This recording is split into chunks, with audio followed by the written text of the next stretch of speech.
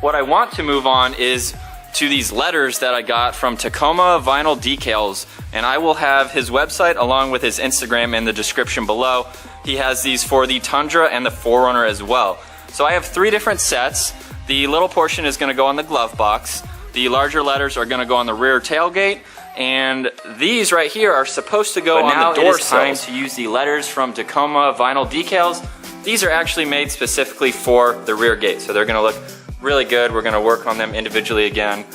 So we're going to try using the wet method on these ones. We used the dry method on the side, as you saw. I think with these being bigger, it'll be a little easier to do that. We're going to peel them off the same way using the tape so you don't ruin the sticker. So the instructions again say to use the wet method. I would definitely recommend doing that. The reason we had to do the dry method on the other ones again is because we were just using them for what they weren't designed for.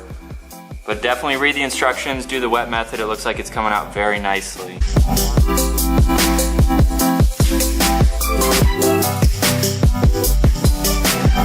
So we're just finishing up with the last one there, and I gotta say, it matches the paint so well. You would think that we spent hours cutting out all of these letters instead of just covering up the black, which I think is pretty cool. No one's gonna know except you guys.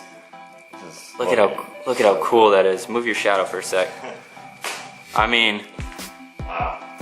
That looks pretty much exactly the same. Like from here now? It's like custom painted matte. Dude, look from back here.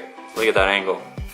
When we get out in the sunlight, that's... Yeah, sorry for the... Oh my gosh, that looks so good. For the lighting, but we'll get it out in the sunlight. Alright guys, so it's the next day. It's time to do the last piece of the puzzle, and that is the glove box inlays.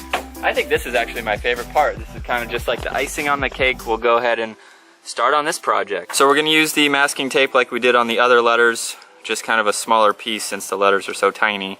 And we're going to use the wet method again as recommended in the instructions. We have a Q-tip with us because our fingers are just too big for these little stamp here.